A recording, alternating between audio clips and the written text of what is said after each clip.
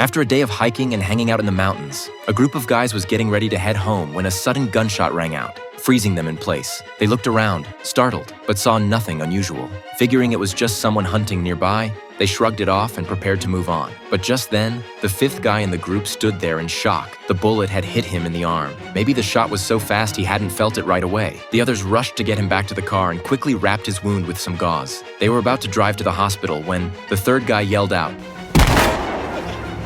Fuck!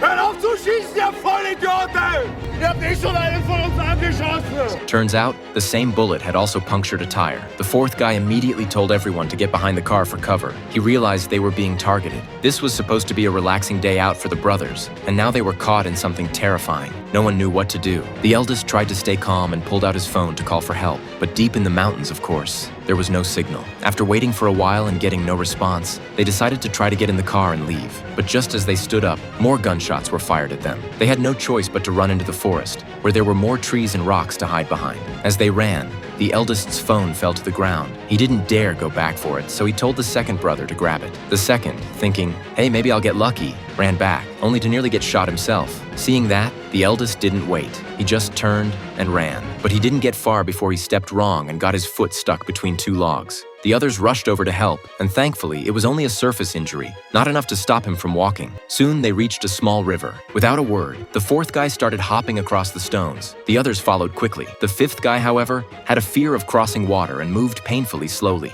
The third guy behind him was so frustrated, he nearly shoved him. Once the fifth guy finally made it across, the third tried to rush across to show off, but he slipped and fell into the river, nearly drowning. When the others tried to help, he pushed them away in anger. Big temper, small skills. Luckily, the second brother kept a level head. He handed the third guy a plastic bag to wrap around his foot so it wouldn't reek. Then they all continued their escape, only to find this was just the beginning.